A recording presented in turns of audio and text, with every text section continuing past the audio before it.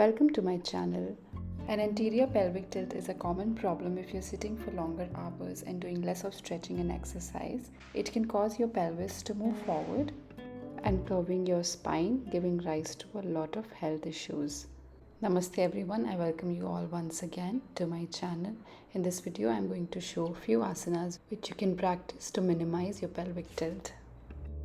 We start by keeping our feet few inches apart, interlocking both the fingers. With an inhale, raise up your hand. With an exhale, bend towards your right. Inhale once again, come back center and exhale, bending towards the left side. Feeling a nice lateral stretch in your abdomen and chest region. After coming back center, release your fingers and with an exhale, lower down your arms to your side. The next stretch which we are going to do is the standing back leg raises. We'll put both of our palms on our waist, dropping our upper body a little forward. Start to raise your right leg. With inhale and exhale, drop it back to the mat. Let's repeat it on the left side as well. With every inhale, take your left leg back, up, and with an exhale, drop it back on the mat. Repeat for up to 10 times on each side. It's a great stretch and helps back pain. We move on to a modified Uttanasana with a nice shoulder stretch. Begin with interlocking both of your fingers behind you. Give yourself a nice stretch in your back muscles. Bend forward completely with an exhale. Try pulling down your arms towards your shoulders. After maintaining for 5 breaths, release your fingers, dropping your palms on the mat. Take your legs back and bring yourself into a tabletop position. We are going to do a Parshva Balasana or the bird dog pose. Raise your left arm up at a shoulder level and extend out your opposite leg behind you. Maintain this posture for up to 10 seconds.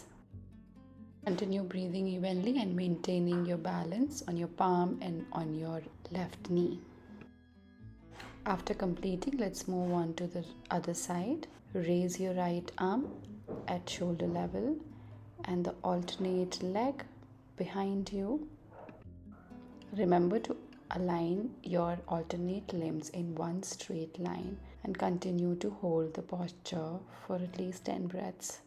Bring yourself to the starting position of the tabletop and move into a high lunge.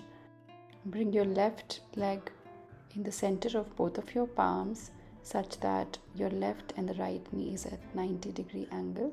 Straighten your upper body. Prepare ourselves for this next stretch by tucking our tailbone and squeezing our belly in. Hold your left knee with the help of your right palm and spread out your left arm at the back behind you. Look towards the fingertips of the left palm. A great stretch for your lower and upper back. Bring both of your palms back to your waist and then gradually place them on the mat. From a high lunge position, we are going to move into a low lunge or Anjani Asana. For that, move your right knee further back. Relax your right ankle and straighten your upper part of the body. Inhaling, raise both of your arms up and hold the cross elbows. Exhale there and start bending backwards, opening up your chest, taking a deep breath in, pushing your upper body back. Gradually straighten yourself, release both of your elbows and exhaling out, put the palms back on the mat. Take the left knee back alongside the right. Let's repeat it on the other side. Bring your right feet in between both of your palms and make your upper body upright. You may choose to stay here in this high lunge with both of your palms on the right knee and your tailbone is tucked in. Looking to your front, chin is parallel to the ground. Place your left palm over the right knee and spread out your right arm behind you, looking towards the fingertips of the extended arm. Keep your chest and shoulders nicely wide and open. Come back center, placing both of your palms back on the waist. Dropping them further on the mat. Let's move on to a low lunge from the high lunge on the other side. Move your left knee further back, feeling a nice stretch in your groin areas and inner thighs. Straighten yourself up. We are going to move forward for the back stretches. Inhaling, raise both of your arms up, hold the opposite elbow, exhale out. Now as you inhale, start to bend back, holding both of your elbows as an anchor and opening your chest. Straighten yourself back and exhaling out, release your elbows and straighten your arms to your side. Leaning forward, drop both of your palms on the mat, taking your right leg back alongside the left toe. Come into a powerful and core activating plank pose, avoiding lifting your hips too high or dropping them down. Make sure that your spine is in one straight line. Hold this position for 20 to 30 seconds to feel that burning sensation in your core. Slowly drop your knees down. Bend your elbows and lower yourself down completely on the mat. Send both of your arms behind you and interlock the fingers together. We are going to do Shalabhasana or the locust pose. Pulling your shoulder blades back, inhale and lift off your head, your chest and your legs off the mat. Your feet can be together or hip width apart. And as you exhale, slowly come down on your mat, lying on your abdomen. With this back strengthening pose, we are going to move forward to a child's pose or Balasana. Tuck both of your toes together with the help of your palms and your knees. Come into a nice tabletop position. Slowly sink your hips down, sitting on your heels. Come into a child's pose. You may relax in child's pose for up to 30 to 40 seconds. After relaxing in child's pose, start to walk your legs in the front towards your palms. Lower yourself down and sit on your buttocks. The next pose which we are going to do is called the reverse tabletop or Ardha Purvottanasana. Place the soles of your feet firmly on the mat. Your ankles, knees and thighs are hip width apart and your wrist is directly under your shoulders.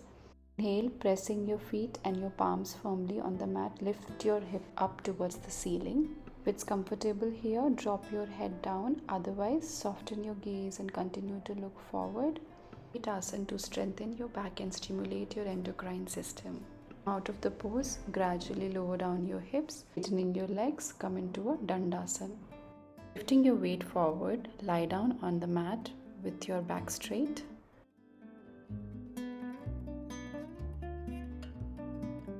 The next asana which we are going to do is called the bridge pose or the Setu Bandhasana. For that, fold both of your legs such that your feet is directly under your hips. Your arms are to your side, pressing your palms firmly on the mat. As you inhale, try lifting your buttocks up towards the ceiling.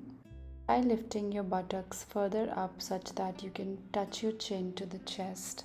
Exhale and lower yourself down to come out of the asana.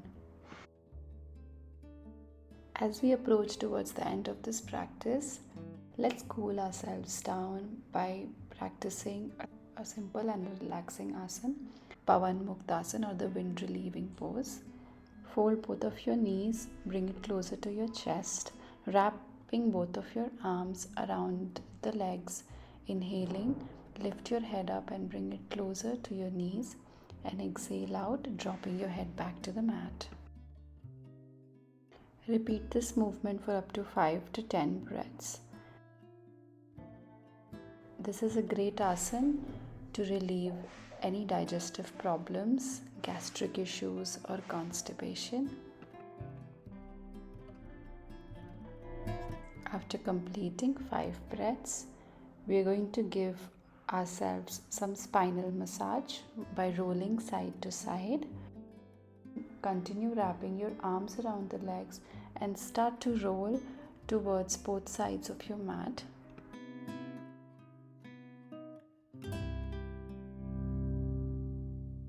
You may choose to stay with this movement for about half a minute.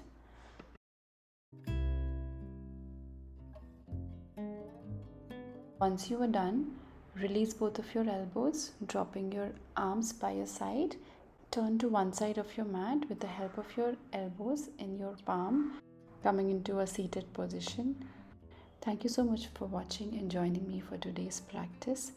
If you have any questions, feel free to comment down below. Namaste.